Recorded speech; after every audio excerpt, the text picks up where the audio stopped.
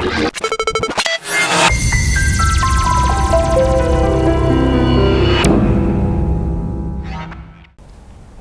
saya Adnan Yogis. Selamat datang di Classroom of Communication, program acara 0 derajat. Jangan lupa like, comment, and subscribe. Nah, dalam episode pertama ini, kita sudah kedatangan tamu seorang dosen sekaligus konten kreator, yaitu Kak Marisa Giswandani. Halo Kak. Halo. Halo, panggilnya kakak atau ibu nih? Nenek sayang. Aduh, gimana kabarnya Kak? Alhamdulillah baik, sehat. Alhamdulillah ya, puasa lancar. Lancar, Lagi puasa lancar. Ya, alhamdulillah.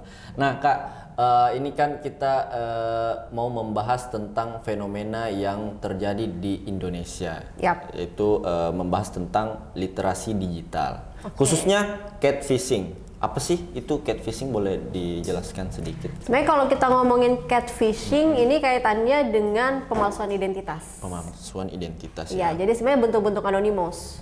Jadi semisal Adnan nih bikin second account. Second accountnya tuh pakai data pribadi orang lain atau data lain selain data dirinya. Oh, jadi semisal kalau kita punya akun selain bukan nama kita, itu bisa dikatakan catfishing ya gitu ya? Yap, jadi pelakunya adalah catfish namanya. Oh, istilahnya catfish. Catfish. Dengan tujuan tertentu tapi. Semisal karena cuma pengen stalking mantan biar nggak ketahuan. Waduh. Atau apa gitu kan. Jadi bikin second account atau membuat akun itu memang tujuannya hanya untuk pemalsuan identitas dengan tujuan tertentu. Tapi bisa dikatakan juga tindak kejahatan kah atau bagaimana Kak? Kalau misalkan mau dibilang tingkat kejahatan, sejauh ini sih kebanyakan yang menjadi catfish atau pelaku catfish itu justru di online date. Atau menggunakan aplikasi dating apps kayak gitu. Jadi benar-benar di aplikasi dating itu dia justru menggunakan identitas orang lain. Tujuannya mungkin untuk menggoda orang lain, bahkan sampai ada menipu.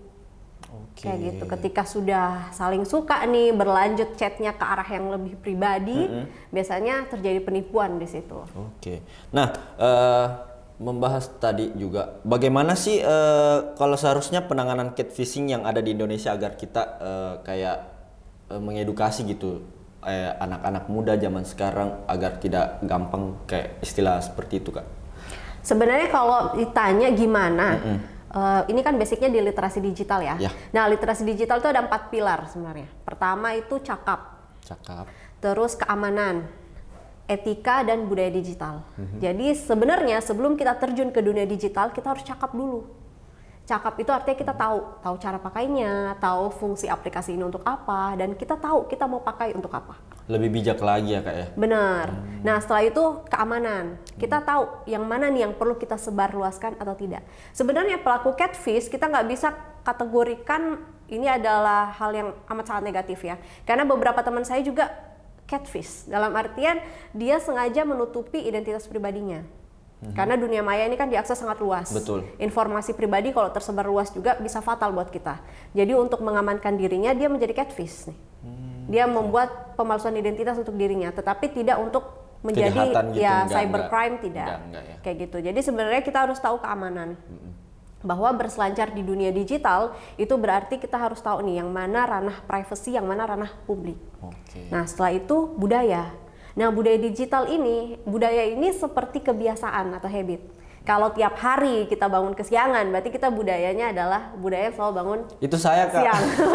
Iya, kayak gitu. Jadi sama dengan bagaimana berselancar di dunia maya. Jadi kalau sering hate comment itu akan menjadi budaya kita. Jadi budaya ini adalah kebiasaan kita di dunia maya atau di dunia digital itu seperti apa. Jadi paling tidak kita harus bertutur baik dan diaturlah di etika digital. Nah, etika digital ini ada namanya netiquette. Netiquette itu netizen etiquette atau etika netizen itu seharusnya seperti apa? Paling utama sih satu, kita harus tahu dan kita harus sadar bahwa kita manusia. Itu yang selalu lupa dilakukan oleh begitu banyak orang sampai Indonesia ini menjadi netizen yang amat sangat tidak ramah karena mungkin dia lupa orang yang dia serang, orang yang dia hate comment atau akun yang dia hate comment ini adalah di balik akun itu tuh manusia. Real human gitu loh, bukan robot kita. Ya kan? Dan banyak pelakunya itu anonim. Jadi kayak secara tidak langsung ya Kak, maksudnya dia menjustifikasi sesuatu lewat kedua jempolnya ini ya, bukan secara lisan mungkin ya. Dan gitu. Masih banyak yang menilai ya itu kan cuman komen gitu, itu kan cuman saya di dunia maya, aslinya nggak begitu. Padahal siapa yang melakukan itu? Betul. Nah, Kita sendiri dong. Iya, Ya, tetap kamu. Jadi ibarat saya upload foto juga, terus orang bilang, ih centilnya fotonya. Terus saya bilang, ya kan cuman di sosial media centil, asli yang nggak, tetap siapa yang berpose centil? Betul, Itu adalah kita. Jadi sebenarnya kita di dunia maya dan dunia nyata itu adalah orang yang sama. Jadi apa yang kamu posting, apa yang kamu sebarkan, apa yang kamu buat di dunia digital, itu adalah cerminan dirimu. Sebenarnya kayak gitu. Ya, kayak gitu ya. Nah, selanjutnya nih Kak, kan tadi sudah dibahas tentang ada 4 ya, ada Ya. 4 apalagi istilah Pilar literasi pilar literasi digital. Nah sekarang apa yang harus kalau semisal adakah peran pemerintah terhadap catfishing ini? Maksudnya peran langsungnya kah atau secara tidak langsung? Entahkah mengedukasi masyarakat gitu? Sebenarnya kalau kita bilang peran pemerintah sebenarnya sejauh ini termasuk dengan Kominfo khususnya. Dia itu sudah membuat begitu banyak, Kominfo sudah membuat begitu banyak gerakan seperti mengadakan webinar siberkreasi untuk kesadaran literasi digital dan beragam hal lainnya. Terus kalau misalkan kita bilang bagaimana caranya pemerintah menangani catfishing, ini sebenarnya bukan tugas pemerintah 100%. Itu kembali ke kita lagi sebagai pengguna. Dan dari platformnya sendiri sudah melakukan perbaikan. Misalkan Instagram, TikTok, Facebook itu sempat loh Instagram itu melakukan penghapusan akun besar-besaran. Oke. Karena saking banyaknya anonim.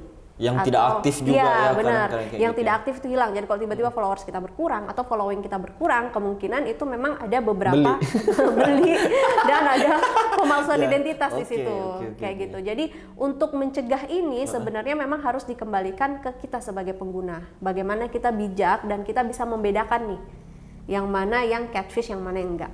Sebenarnya kalau kita tanya upaya pemerintah, banyak lembaga, organisasi, bahkan komunitas yang bergerak di literasi media dan juga literasi digital itu sudah lama mengampanyekan agar pemerintah memasukkan literasi media atau literasi digital ke dalam kurikulum pendidikan sejak usia SD.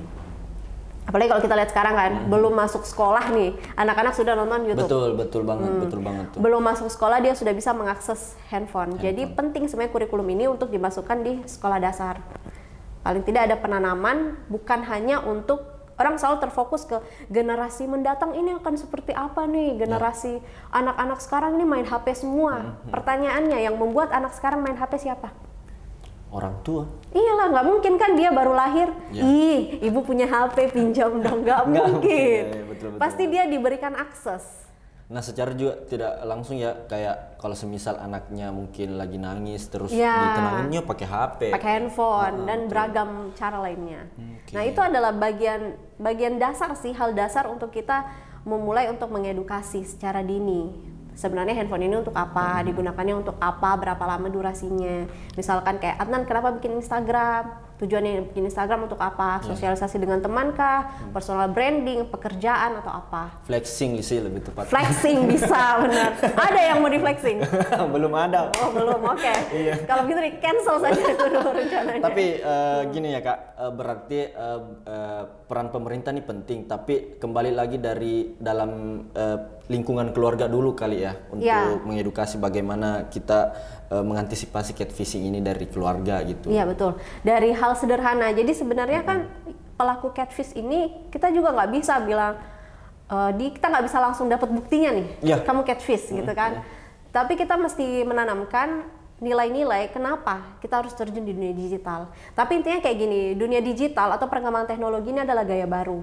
Jadi yang dari dulu penipuan itu udah ada, dari dulu pemalsuan identitas sudah ada, ya kan? Papa Misna Pulsa itu dari dulu Iya, sebenarnya dari ada. dulu sudah ada, ya kan, dari sebelum zamannya serba digital sudah ada penipuan secara langsung ya dulu yang pakai KTP palsu dan segala macam udah ada. Nah ini perkembangan teknologi nih, jadinya ada catfishing, pemalsuan identitas secara daring.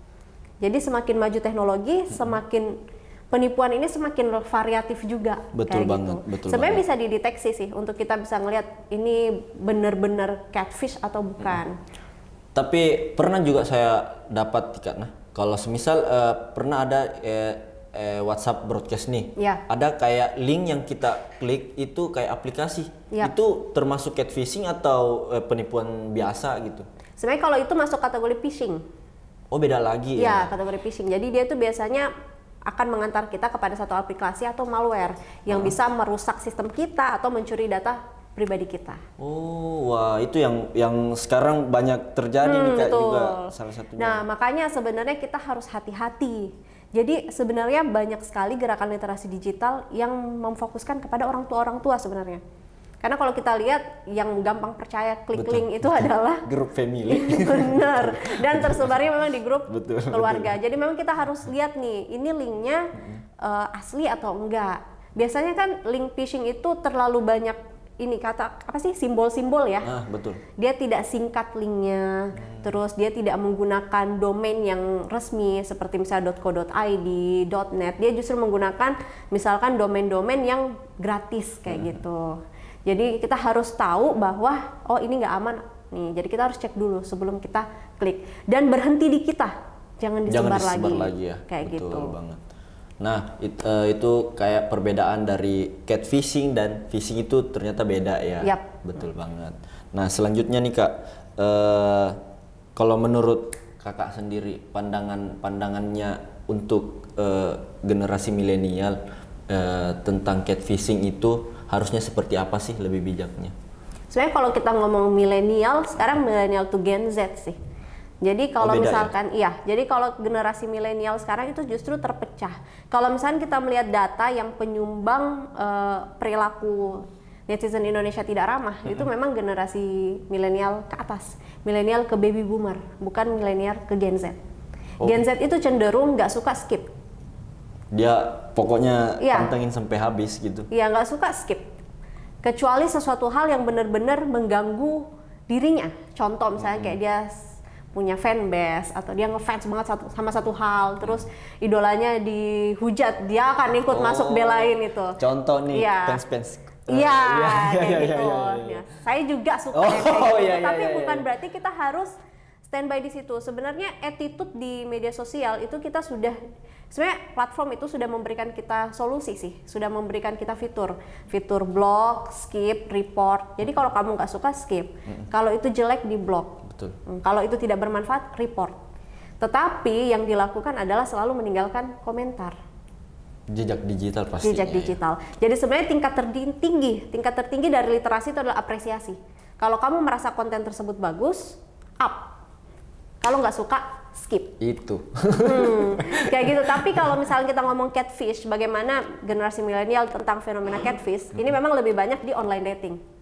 Untuk sekarang lebih banyak, mungkin usianya kali ya, kayak Adnan gitu, lagi cari jodoh. Tapi saya pribadi tidak jujur ya kayak, maksudnya istilah catfishing itu saya juga baru tahu loh, karena sejauh ini saya yang sepahami istilah kayak main dating app itu kayak main biasa aja.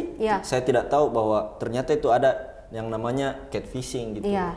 Jadi sebenarnya nggak di online date juga, nggak di dating apps juga, di akun-akun lain yang kayak biasa buat Instagram, TikTok juga kan banyak yang pakai yang sebagai catfish atau anonim. Sebenarnya banyak. Ada yang karena dia melindungi data dirinya, ada yang memang karena tidak mau terlalu terlihat di publik, ada yang hanya sekedar ingin menjadi konsumen media saja, tidak ingin memproduksi sesuatu. Kan biasanya di TikTok banyak sekali kan. Iya, betul. Jadi kita bikin akun tuh cuma pengen ngeliat aja. Ada yang tujuannya memang mau menipu. Macam-macam motif ya, macam-macam motif. Jadi tergantung orangnya. Nah, kalau kita melihat di online dating atau di dating apps itu memang kebanyakan karena dia tidak percaya diri nih. Dia nggak pede dengan dirinya, akhirnya dia menciptakan identitas palsu untuk menggayat seseorang. Entah benar-benar akan dikencani atau diperas. Karena banyak ternyata pemerasan lewat dating apps kayak gitu. Betul. Jadi semua siapapun yang mempunyai bermedia sosial ini Kak ya, bisa dikatakan catfishing. Kalau dia punya second account dan apapun segalanya itu kayak second akun, main dating app, itu bisa dikatakan catfishing atau enggak main general Ki? Sebenarnya tergantung sih apakah dia melakukan dengan sengaja melakukan pemalsuan identitas dengan tujuan tertentu yang mengarah ke cybercrime atau tidak. Kayak gitu. Jadi kita kembalikan lagi ke arahnya kemana. Apakah dia memang ke cybercrime? Karena kalau kita ke cybercrime memang stalking itu adalah salah satu cybercrime juga. Cybercrime juga stalking, ya. Benar. Meskipun stalking mantan juga. kalau sampai pengen tahu dia lokasinya di mana, sampai kita pengen tahu masalah pribadinya, sejauh mana hubungannya dia dengan orang lain, itu bisa jadi penyakit buat kita juga secara psikologis. Penyakit hati sih kan. Iya, Lebih iya ke kan? privasi dia gali mungkin enggak. Betul, kayak gitu. Jadi memang perlu dihindari. Dan kalau misalkan di generasi milenial dan generasi Z dengan fenomena catfish ini, sebenarnya kita bisa melihat biasanya yang akun-akun catfish nih atau yang anonim itu dia akan cenderung menutup diri atau tidak memperlihatkan dirinya yang sebenarnya, sulit diajak bertemu dan terlalu tinggi saat menceritakan diri. Kayak bisa dikatakan kayak orang ini introvert banget Ki. Iya. Sampai-sampai dia bikin akun terus supaya tidak terpublish ki data diri pribadinya gitu ya. Yap, kayak Oke, gitu. oke. Nah, mungkin ada lagi pertanyaan mungkin teman-teman? Itu ya, itu cukup ya. Oke. Nah, pertanyaan terakhir nih Kak. Gimana sih menurut Kak Ica sendiri mungkin ada tanggapan pribadi yang supaya teman-teman milenial generasi Z yang tidak terjebak oleh catfishing? Oke. Mungkin pertama, supaya tidak menjadi seorang catfish ya. Asik, ya. Betul. Ya, kita harus tahu dulu kenapa kita berselancar di dunia digital. Oke. Kita harus punya tujuan, karena sama halnya dengan kita bersosialisasi sehari-hari. Saya keluar rumah mau kemana? Kalau nggak ada arah tujuannya, cuma putar-putar keliling naik motor. Ya, buang-buang waktu, buang-buang bensin, nggak tahu kemana. Sama dengan berselancar di dunia digital. Kita mau jualan kah? Jauh lebih bagus, jelas tujuannya. Kita mau personal branding, oke, jelas tujuannya. Akan ada profit ke depannya yang kita dapatkan. Untuk portofolio atau apa? Perjelas. Karena kalau kita bingung, kita terjebak oleh kebingungan itu, kita bisa jadi hanya sekedar ingin mengikuti tren. Akhirnya kita buat second account, kita jadi catfish, kita terjebak oleh penipuan dan segala macam. Dan kalau misalkan kita nih yang sudah berusaha berselancar dengan baik di dunia digital, lebih gimana bijak sih lagi mungkin, supaya nggak sampai ketipu nih sama si catfish. Khususnya kalau di online dating atau di dating apps, sebaiknya memang kita memperhatikan dengan detail. Ini fotonya foto beneran nggak? Nah, kan dia ada namanya tuh. Ya. Itu kan bisa dicari di Google. Oke. Kita sekarang sudah gampang banget mau pakai akunnya PD Dikti, di situ ada data mahasiswa seluruh Indonesia. Wah, tips ya. Iya, kita ketik Tips aja ya. namanya. Muncul nggak? Ada nggak? Terdaftar nggak nih manusia gitu kan? Kita bisa cari di Dukcapil, kan sudah berbasis online. Oke. Kita bisa cari juga mungkin di pengadilan agama, siapa tahu dia pernah menikah. Iya kan? Ya, Iya, karena ternyata itu terrecord kok. Dia ini sudah pernah menikah atau belum? Karena kalau misalnya kita lihat pelaku catfish, banyak yang memang pakai untuk perselingkuhan berujung penipuan. Wah. Jadi sebenarnya kita bisa stalking nih, ini orang udah pernah menikah atau belum. Tapi karena kan catfish itu dia pemalsuan identitas ya, pemalsuan identitas, jadi kita bisa sesuaikan nih namanya dengan fotonya, cara berbicaranya dengan profesinya dan segala macam. Dan intinya kita, sekalipun kita menggunakan data pribadi nih, data kita yang sebenarnya di dunia digital, kita harus membatasi yang mana saja yang perlu kita share untuk publik, yang mana yang tidak. Betul.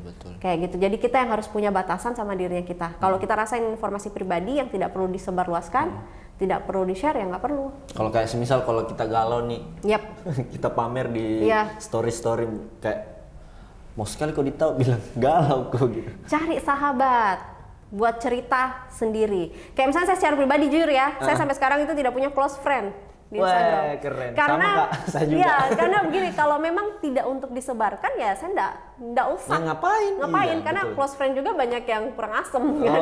Banyak juga close friend yang screenshot terus share ke grup lain kan. Jadi memang kalau kita pengen cerita sesuatu hal yang privacy, kita pengen jadi diri sendiri ya kita cari circle yang memang safety buat kita. Jadi kita harus jelas nih kita maksud dan tujuannya berselancar di dunia digital itu apa. Kayak gitu supaya kita tidak, karena sebenarnya kita semuanya berpotensi untuk menjadi pelaku. Kita berpotensi menjadi pelaku, kita berpotensi menjadi korban. Jadi yang bisa protek diri kita itu adalah cara kita sendiri untuk berseluncur di dunia maya. Jadi harus tahu 4 pilar itu tadi. Cakap, aman, budaya, dan etika. Kayak gitu. Nah, itu tadi mungkin pembahasan penutup ya Kak ya. Dari catfishing ini. Nah, kesimpulannya yaitu lebih bijak lagi lah ya buat kita semua bersosial media. Dan saya juga mau ucapin terima kasih sama Kak Ica sudah memberikan arahan dan penjelasannya semua tentang catfishing ini. Terima kasih juga teman-teman. Like comment, and subscribe. Sampai jumpa nanti lagi. Bye bye. See you.